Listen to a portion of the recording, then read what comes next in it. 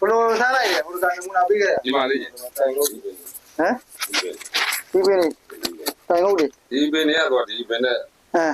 ဒီလိုနေအောင် ဟမ် လေးနဲ့ပြီးတော့သူကအရွက်နေထားအောင်ကြည့်တာပေါ့ကဲ ဟမ် ခဲခဲတဲ့ခါကျတော့ဒီကောင်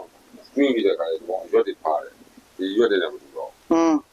စာမကြွေးခင်တော့ဒီပင်ကမြင့်တယ်ဒီပင်ကနှိမ့်တယ်ပြောချင်တာနှိမ့်တယ်ပင်လည်းသေးတယ် နမူ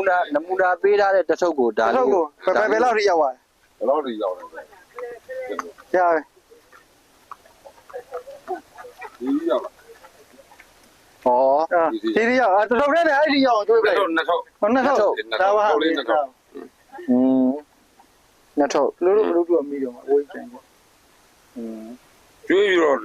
ဒီဘက်ကလည်းဆင်ကြည့်လိုက်တာပေါ့နော် အေးပေါ့ဟုတ် ဒီကောင်လေး5လောက်တော့ရှိပြီကျွေးတာ ဟုတ် အဲ့ကောင်လေး ဟုတ် ဒီဘေးကိုလို့ဖြူတော့ ခုဒါခုနောက်မှကျွေးတာ နောက်မှကျွေး ခုမှနောက်မှကျွေးတာ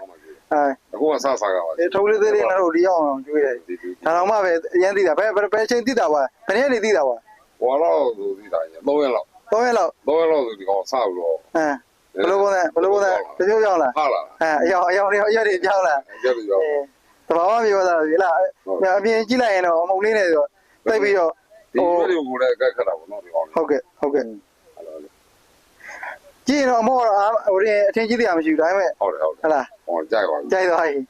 ကြိုက်ရမယ်မကြိုက်လို့မရဘူးသူက တော့9ရက်တော့ရှိပြီတော့ ဒီသုံးတာဟလားသူတခင်းလုံးသုံးပါပြီလား တကယ်တော့တော့ပြော အခုဒါတခင်းလုံးပြန်သုံးပြီ ဟောနေတဲ့